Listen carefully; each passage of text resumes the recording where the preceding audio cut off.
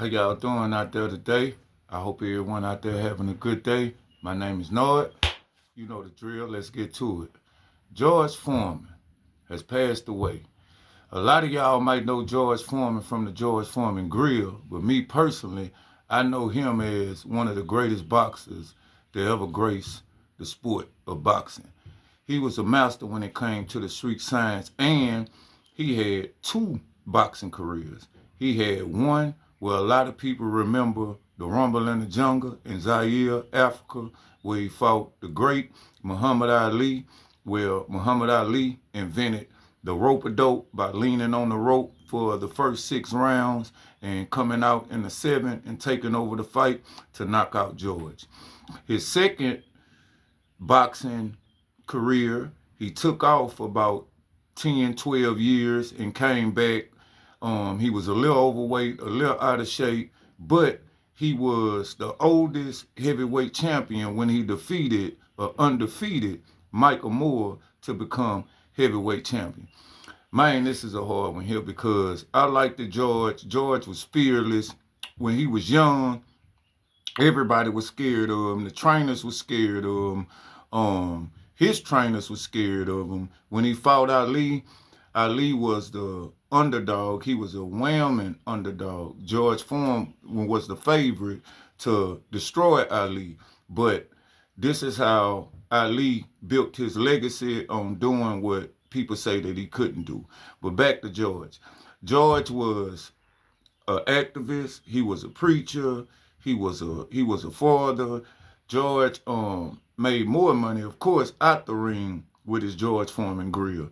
He was a lovable, friendly person, but he also was a giant. Some people might say a gentle giant, and he had two sides to him. The earlier side to him, he really didn't care. He listened to the critics, and he wanted to hurt everybody that he stepped across from in the ring. His second career, he was more strategic, calculated. He still wanted to prove everybody wrong because he was older, but he did it with finesse, grace, style, and power. I'm going to miss George. You know, I watch some of his fights all the time, his old fights.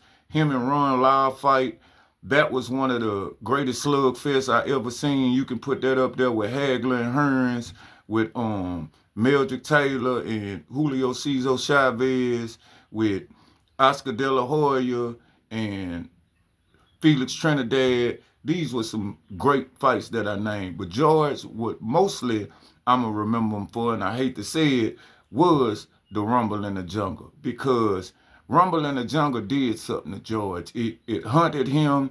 He thought about it on up until he won the heavyweight champion at like 41 years old. He wore the same shorts that he had on in Zaire the night that he fought Michael Moore to become the champion. So that's how much it hunted him. So I would like to say, rest up, Big George. Thanks for all the memories. Thanks for the great fights. And I hope that your family get a little peace and closure from this situation. It's always hard when someone leaves us, but I have plenty of great memories of them, and I know that his family do too. So with that said, this ain't that, y'all.